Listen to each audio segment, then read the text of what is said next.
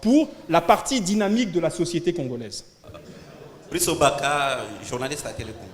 Monsieur le ministre, la Charte africaine de la démocratie, des élections et de la gouvernance à laquelle le Congo est parti, adoptée le 30 janvier 2007, dispose en son article 23, alinéa 5, que tout amendement ou toute révision des constitutions ou des instruments juridiques qui portent atteinte au principe de l'alternance démocratique constitue un changement anticonstitutionnel de gouvernement. Question. Le Congo, notre pays, viole-t-il cette disposition au regard de l'annonce du référendum? Bon, je ne sais pas ce qui permet aujourd'hui de conforter cette affirmation.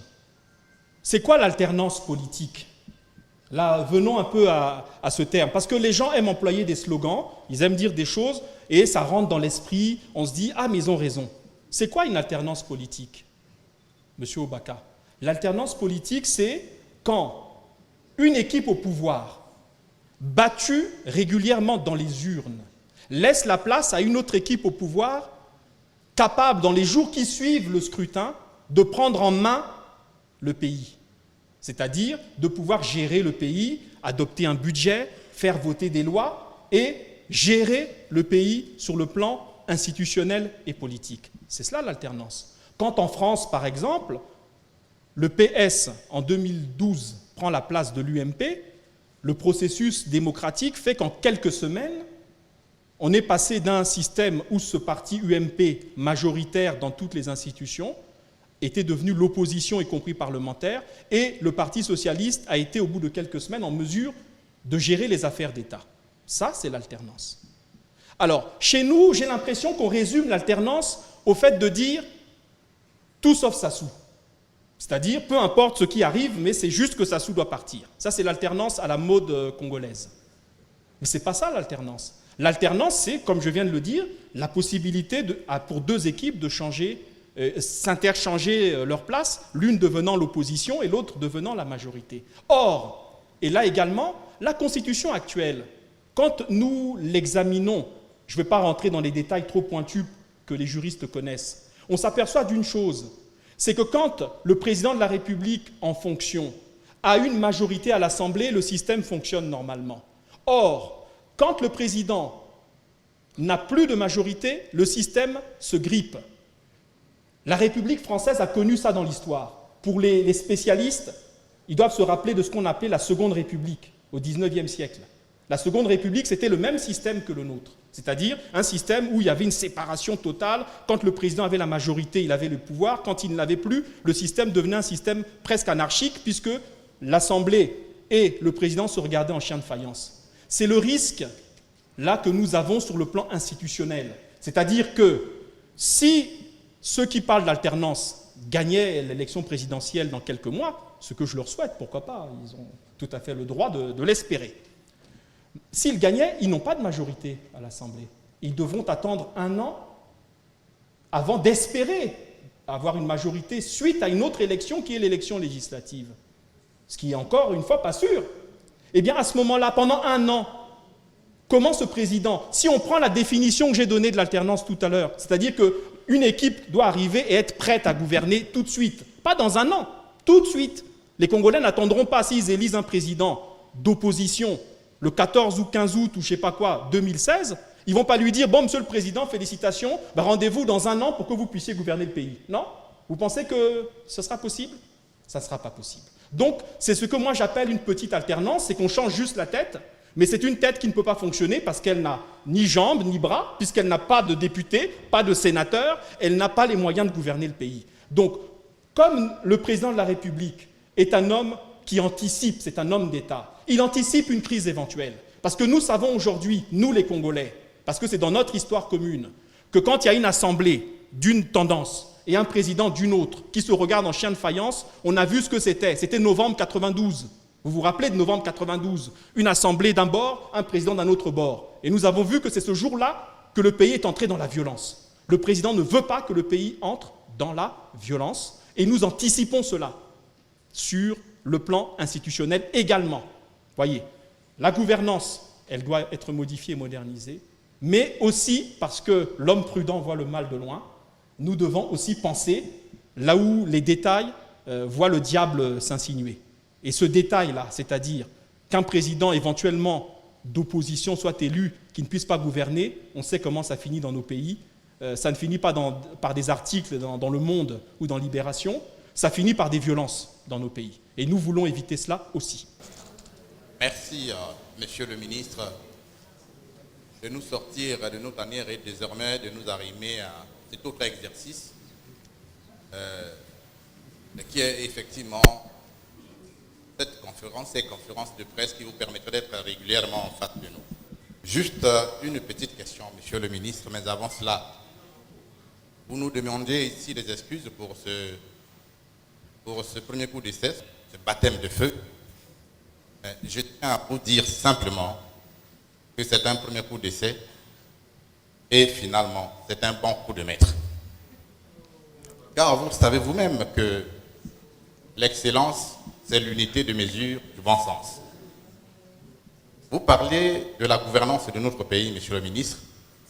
Elle a deux tendances. Elle s'internalise comme elle s'externalise. À propos de ce qu'elle est vue à l'extérieur, d'où vient-il que nous n'ayons pas à greffer dans ces modalités, comme vous les avez évoquées ici dans cette gouvernance nouvelle que nous attendons tous, qu'on ne prenne pas de dispositions pour que cette souveraineté soit désormais considérée à sa juste valeur par les pays puissants ou sinon par la communauté internationale puissante. Ce matin même, je venais de suivre les réactions des États-Unis, de la communauté européenne, d'autres puissances extérieures. C'est comme si quand c'est nos pays du tiers-monde, on a comme à toujours nous cribler des injonctions, des insultes. C'est comme si nous ne valions rien sur l'échiquier international.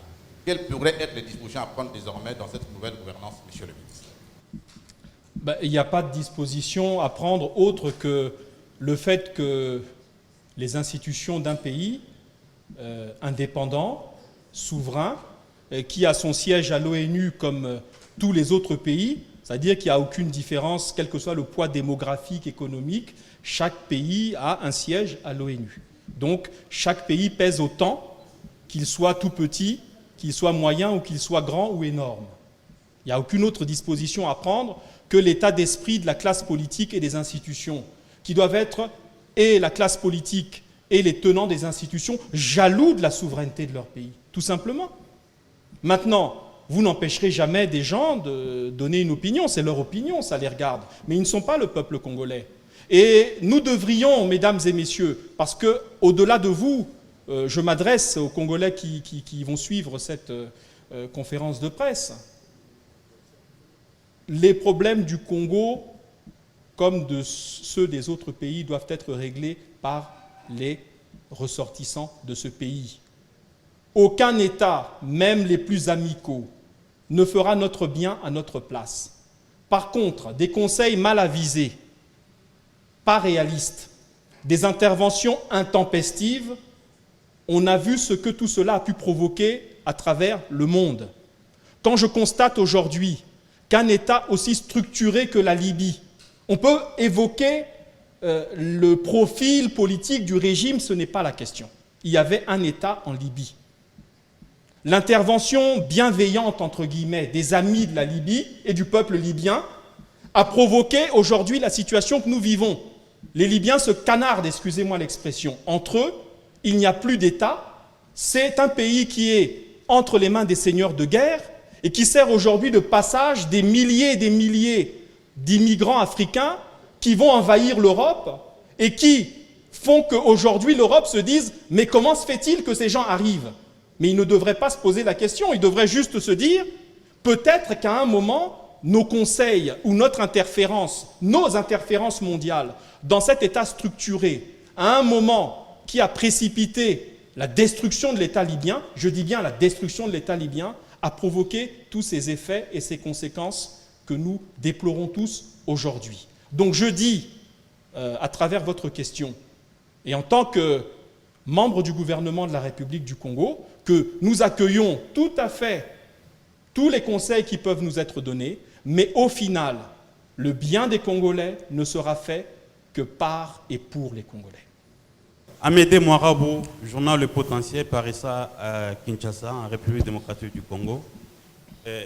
Monsieur le ministre, le président Sassou est considéré comme un aîné en Afrique pour avoir exercé les pouvoirs pendant plusieurs années.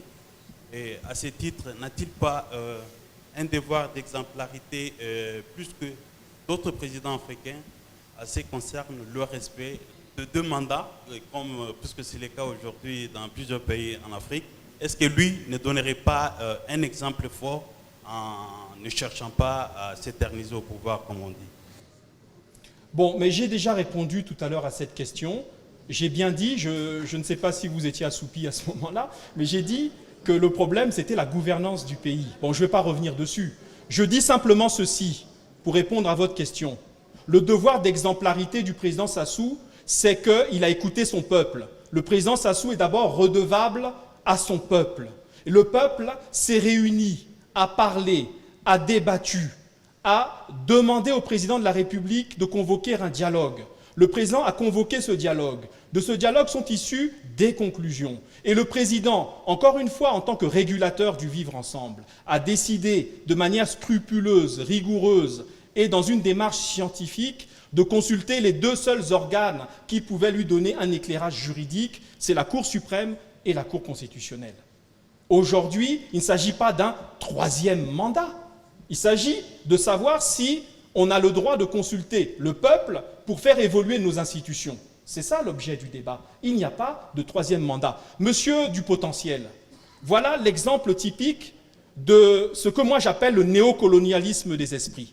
Il y a des gens qui ont conçu l'idée qu'en Afrique, il fallait parler du 2e mandat et pas, entre guillemets, d'un 3e mandat. C'est une espèce de message subliminal que l'on met comme ça pour dire les présidents africains, entre guillemets, pas de 3e mandat.